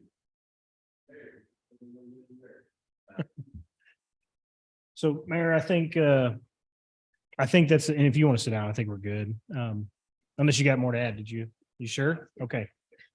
Hey, don't leave, Frankie, without I think we're to a point that if everybody's in agreement, and if council is in agreement to allow me to work with the association to come up with a schedule, we'll create signs in accordance with that schedule.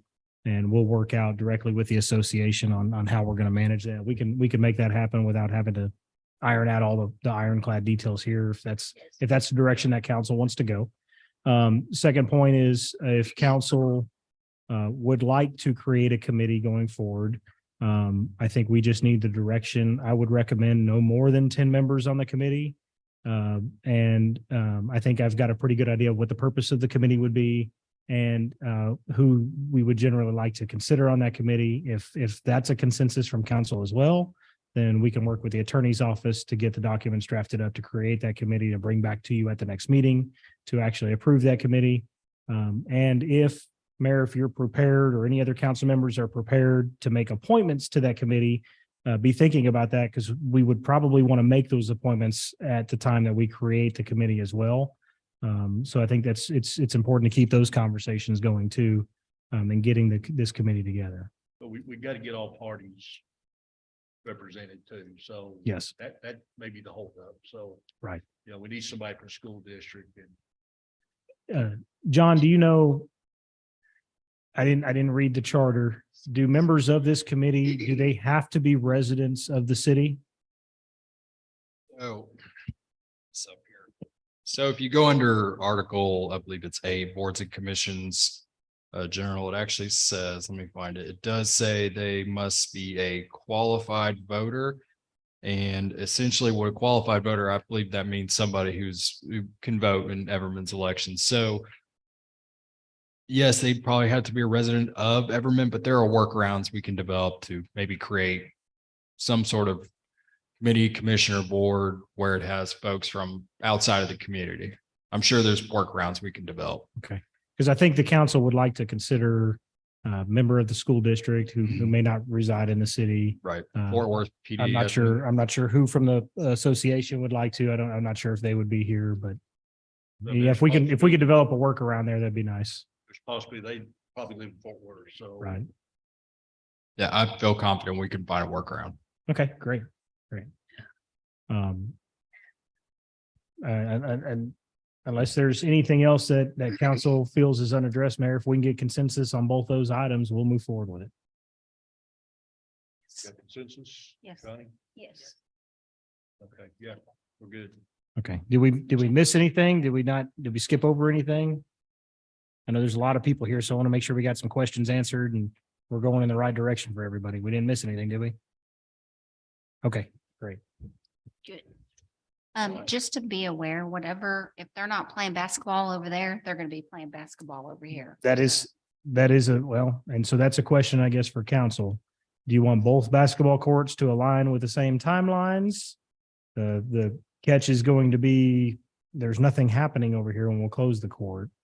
But that is a valid point. When you close the court at Johnson Park, they will likely relocate from Johnson Park to Pittman Park, ultimately moving a larger crowd down to this location. I'm That's just thinking Johnson Park. Okay. If we have an event down here, we're probably gonna close it down if we have one of our events or something, but we can close it out then, but there's no point in it sitting vacant. If there's nothing going on at the park. Sure. Okay. So, Kim, I think Frank would like to say one thing. I just want to add something. Measure the week front football. There's probably get everybody about. So. It's part of the addition to the basketball. I think you might be not that. Utilize the football as well. So. Something in there, but I know there's. I just want to put it out there. well, that's something we can look at with the committee. Sure. So Okay. we've got time to worry about the football later, so. Sounds good. All right, well, with that being said, we'll drop down to consideration possible action. Item A, ordinance number 795, an ordinance of the city of Everman, Texas, counseling the general election to be held on the 6th day of May, 2023 for the purpose of electing city council members for places 1, 3, and 5 on the city council of the city of Everman, Texas, declaring that each unopposed candidate to be elected to office requiring posting of this ordinance on election day at each polling place, providing a repealing all four clause that. Some mouthful, providing a severability clause and providing for an effective date. I will entertain a motion. Second. Go ahead. You second it? Second. Okay. Question real quick for the secretary. Do we need to swear them in at the adoption of this? I didn't think about that till just now. So we can swear them in next meeting? Okay. It's not on the agenda. Any further discussion? No. Maybe, Cast your votes. Poll the council or? Do we vote? What are we doing? Yes. Uh-oh. Don't have a breeze? Right. You're on the wrong screen. Well. How did I get there? Yes, a little swirly thing now. Here we go. You're on the Zoom screen. Oh, I was Don't on see the wrong it. tab. I don't even know, it's just, so that's. There you go. It's gonna take some getting used to. Yes, it will. That's okay. I voted, Mindy. How come I'm not up there? Did you submit? I did. It says I've been accepted. Mine's already there.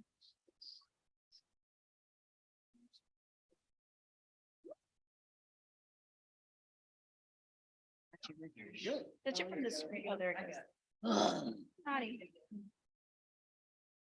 I'm staying on the screen because we got two more. Okay. I'll just. Yeah, I was just gonna have him give them to the right. Rip. Motion carried. Next item, item B, ordinance number 796, an ordinance of the city council of the city of Everett, Texas, amending the code of ordinances of the city of Everett, Texas by amending section 9.4, the definitions and regulations of Article 9, sign regulations of Appendix B zoning ordinance, providing a severability clause, providing a repealing clause, and providing for an effective date. I'll entertain a motion. I move we approve ordinance 796 as read. I second. Motion made and second. Any further discussion? Yeah, hang on just a second.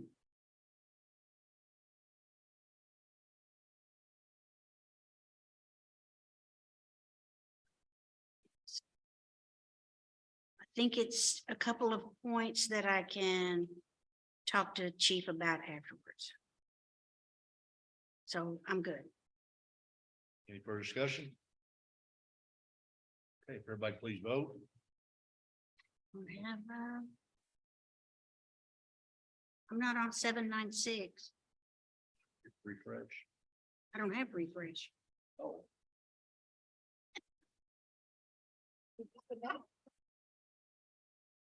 I didn't touch it. I'm on 795.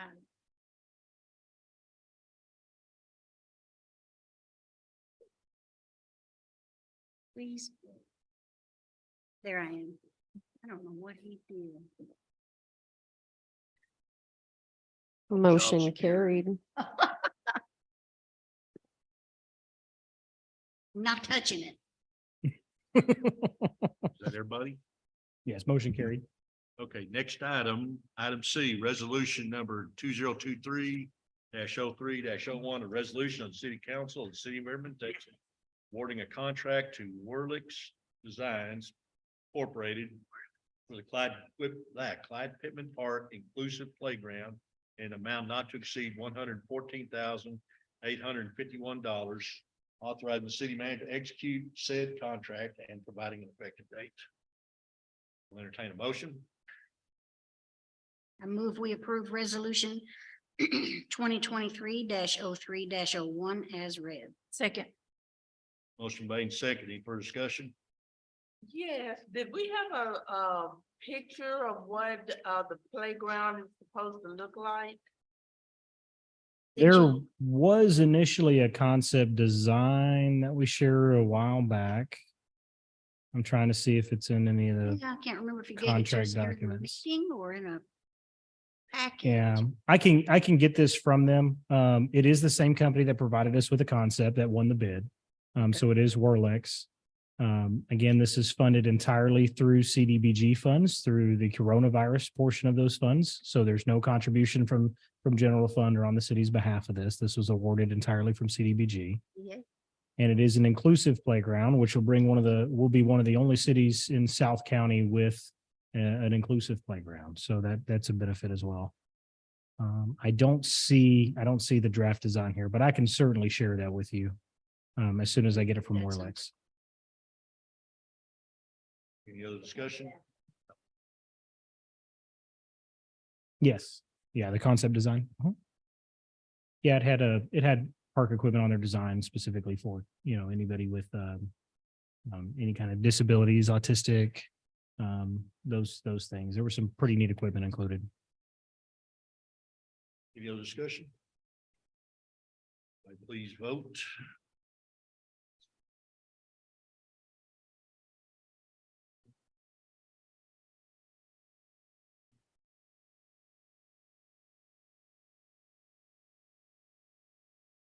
Motion carried. Okay, next item is executive session, section 551.071. Seek advice from city attorney related properties located adjacent to the Everman city boundaries. And section 551.074 personnel matters, animal control officer. So time is 8:28 and we're going to executive session. Now we're going to adjourn to the conference room.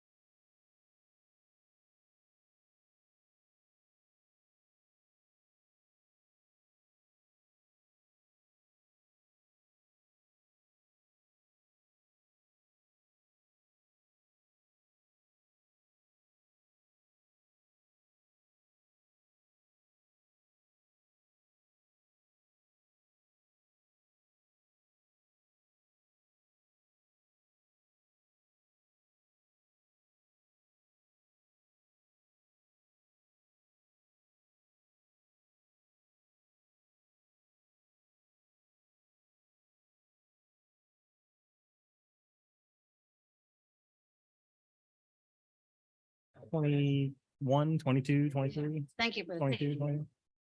That's less than 25. yeah. I will call the meeting back to order. The time is 8:53. No action is taken. Next item is city manager's report. Item A, staff, you want to read all that? Or are we going to No, those you don't, individuals? you don't have to. It's on the posted agenda. Okay, So first thing, staff report regarding the air conditioners. I think I briefed y'all that we've had 2 air conditioners go out of City Hall. Public Works did go out for bids, although it was not required for us to go out for bids. He did go out and solicit 3 bids from companies. Those have come back and we are going to be moving forward. I've already given him the approval to move forward with one of them totaling less than $25,000. I just wanted you to be aware that we were moving forward with it. Unfortunately, the lead time on the air conditioners is like 6 weeks. So I gave him the approval as soon as he came to me with these numbers and told him to get a move on it because City Hall has been getting hot during the day. Hey, that warehouse has been loading in air conditioners. Just have them bring a couple over. And bring a couple over on the helicopter. So this is 25,000 for, and it's gonna hold the whole. 2. Yeah, for 2 of them, less than $25,000 for both. How It much is had we had the previous ones that went out? 2016, I think, is when they were installed. No warranty on them, and they can't be repaired. The guy looked at potentially repairing them, but they have to be replaced. Okay, so how long is there going to be a warranty on these? There is typically a warranty, but it's commonly only 1 year or 2 year, and I didn't look at that on the bid, to be honest with you. 7 years. Okay, so you have to replace the air conditioners every 8 years? I hope not. I hope we have a brand new City Hall within the next 8 years, but that's just my hope. Let me see if there was a warranty on here. we're gonna start putting in window units. It may come to that. Or like Al Brooks said, swamp cooler. Yep. And that's what I grew up with. I don't see any warranty information listed on the invoice that was submitted from DHJ Mechanical, so I'll go back and check and see if we can get that warranty information, but unfortunately, that's a risk with any kind of equipment like this is, I mean, we may have to replace it again in 8 years. I certainly hope not, but. Okay.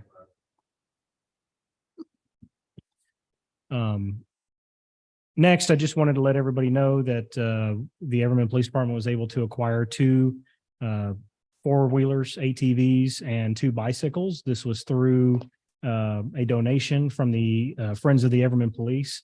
They paid for all of the items and we've got those in. These will be utilized at our special events. We've talked about utilizing them at sports fields, just kind of increasing our maneuverability and obviously our presence. So we're pretty excited about it. The ATVs are here, but we're getting ready to ship them down to have them wrapped with graphics.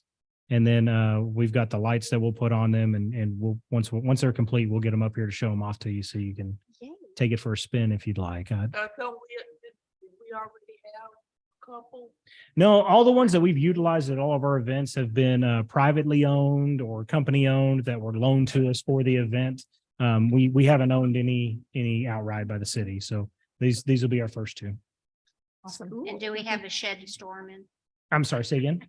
I said, do we have a shed to store them in? Yeah, actually we do. We have storage space for them out in the back lot. They're inside. So yes, ma'am. Other than that, I don't have anything else, Mayor. Mayor's report, I don't have anything. You guys, you've heard everything I had to say, so. With that being said, the time is 8:57 and we are adjourned.